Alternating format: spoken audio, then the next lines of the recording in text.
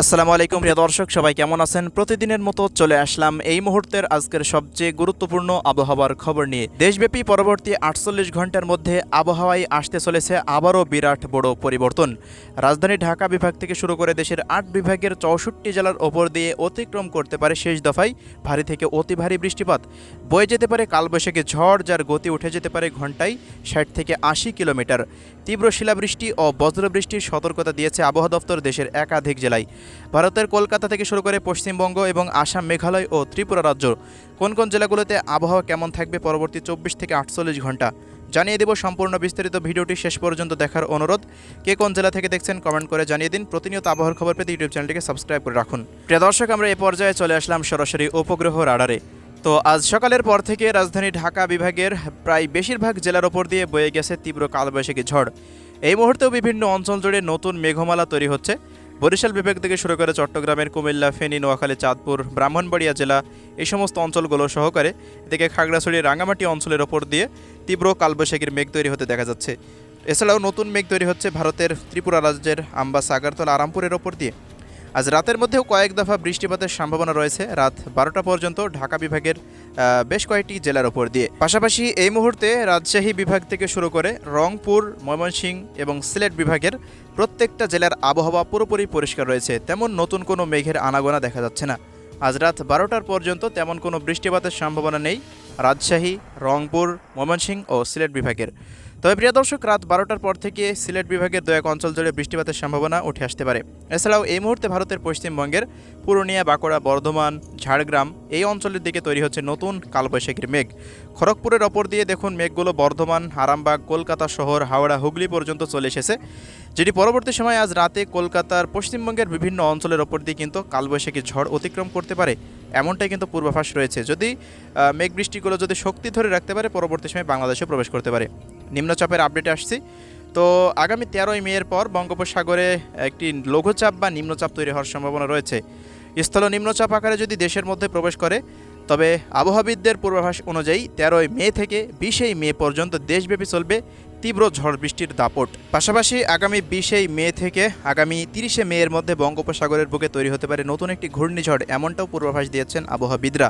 তো প্রিয় দর্শক, আমরা এই পর্যায়ে কথা না বাড়িয়ে চলে আসলাম ৪ই মে রবিবারের গুরুত্বপূর্ণ আবহাওয়ার আপডেটে। তো ৪ তারিখের আবহাওয়ার পূর্বাভাসে দেখা যাচ্ছে ময়মনসিংহ বিভাগের একেবারে বর্ডার অঞ্চলগুলো ধরে বেশ কিছু জায়গাতে বৃষ্টিপাত হতে পারে। পাশাপাশি এদিকে বরিশাল বিভাগের লালমোহন, ভোলা থেকে শুরু করে বরিশাল এবং চট্টগ্রাম বিভাগের লক্ষ্মীপুর, চাঁদপুর, ফেনী, নোয়াখালী, চৌমুহনী, কুমিল্লা, লাকসাম, ব্রাহ্মণবাড়িয়ার বিভিন্ন অঞ্চল সহকারে রাঙ্গামাটি, খাগড়াছড়ি, বান্দরবানের বিভিন্ন অঞ্চলের ওপর দিয়ে বজ্রবৃষ্টি অতিক্রম করতে পারে।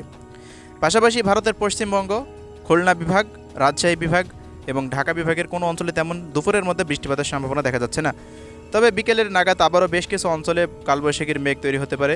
একেবারে উপকূলীয় অঞ্চলগুলো সুন্দরবন অঞ্চলে, সাতক্ষীরা, খুলনা, বাগেরহাট, মংলা, পাশাপাশি বরিশাল বিভাগের দু এক অঞ্চলে বৃষ্টিপাতের সম্ভাবনা। রংপুর বিভাগেও রাত্রিকালীন সময় দিনাজপুর, ঠাকুরগাঁও, পঞ্চগড়, নীলফামারী জেলার আশেপাশ দিয়ে দু এক অঞ্চলে, ভারতের উত্তর দিনাজপুর, দক্ষিণ দিনাজপুর, মালদা জেলার আশেপাশ দিয়ে দু এক স্থানে কিছুটা বজ্রবৃষ্টি অতিক্রম করতে পারে, এমনটাই পূর্বাভাস রয়েছে। সারাদিনের তীব্র তাপপ্রবাহ সারা দেশে বিরাজমান থাকবে। সকাল থেকে সন্ধ্যা পর্যন্ত আগামীকাল রোদের দেখা মিলতে পারে, এমনটা সম্ভাবনা। ঢাকা বিভাগেরও দু এক অঞ্চলে আকস্মিক বজ্রবৃষ্টি থাকতে পারে, এমনটাই পূর্বাভাস। তবে প্রিয় দর্শক, আগামী ৫ই মে সোমবারের পর থেকে আবহাওয়ায় আসছে আবারও বিরাট বড় পরিবর্তন। রাজশাহী বিভাগ থেকে শুরু করে রাজশাহীর নওগাঁ, জয়পুরহাট, বগুড়া, সিরাজগঞ্জ, পাবনা, নাটোর, চাঁপাইনবাবগঞ্জ, রাজশাহী শহরের আশেপাশ দিয়ে বিভিন্ন অঞ্চলের ওপর দিয়ে, গ্রাম অঞ্চলের ওপর দিয়ে অতিক্রম করতে পারে কালবৈশাখী ঝড়। পাশাপাশি ময়মনসিংহ, শেরপুর, জামালপুর এবং কুষ্টিয়া, মেহেরপুর, চুয়াডাঙ্গা, ঝিনাইদহ, মাগুরা, শৈলকুপা থেকে শুরু করে একেবারে নড়াইল, সাতক্ষীরা জেলা পর্যন্ত বৃষ্টি বা বজ্রসহ বৃষ্টিপাত অতিক্রম করার সম্ভাবনা রয়েছে। আসাম, মেঘালয় রাজ্যের বিভিন্ন অঞ্চলে বৃষ্টি বা বজ্রসহ বৃষ্টিপাত অতিক্রম করতে পারে।